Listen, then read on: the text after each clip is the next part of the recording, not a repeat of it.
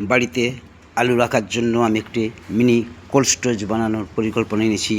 তা কীভাবে বানানো হয় তা এই ভিডিওতে দেখাচ্ছি। প্রথমে আমি গর্ত খুঁড়ে নিচ্ছি, তারপর সেই গর্তে খুঁটি পোঁতার জন্য বাঁশ কেটে সাইজ করছি।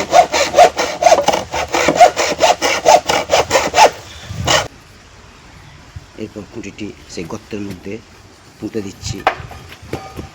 এভাবে খুঁটিগুলি সব পুঁতে নিতে হবে।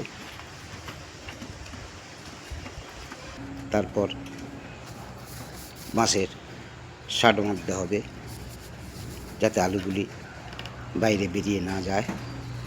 এরপরে এই বাঁশের শাটে খড় দিয়ে ছেঁটে দিতে হবে। সম্পূর্ণ শাট বাঁধা হয়ে গেছে, চারিদিকে দেখতে পাচ্ছেন।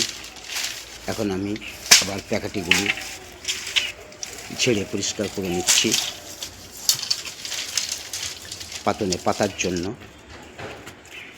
দেখুন, সেই পাতনের উপর প্যাকেটি দিয়ে একটা মাচা তৈরি করে নিচ্ছি। এর উপর আলুগুলি ঢালা হবে।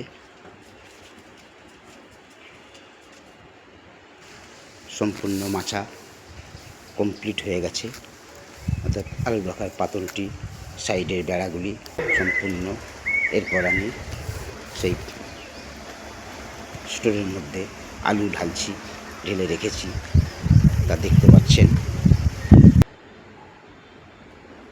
পরিকল্পনা ছিল প্রায় 100 প্যাকেট মতো বাড়িতে আলু আনবো, কিন্তু মার্কেটের পরিস্থিতি খারাপ হয়ে যাবে বুঝতে পেরে খুব কম আলু এনেছি। বাকি খাঁচা আবার খুলে দিতে বাধ্য হয়েছি। দেখুন, যেটুকু আলু রেখেছি তার উপর আবার সম্পূর্ণ খড় দিয়ে ঢাকা দিয়ে দিয়েছি।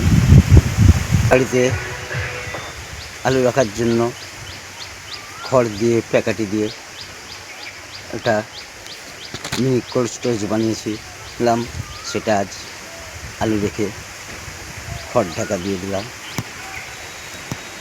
খড় দিয়ে ঘেরার উদ্দেশ্য হচ্ছে যাতে আলুগুলি বাইরের তাপ লেগে নষ্ট না হয়ে যায়, সেজন্য শুভ দুপুর।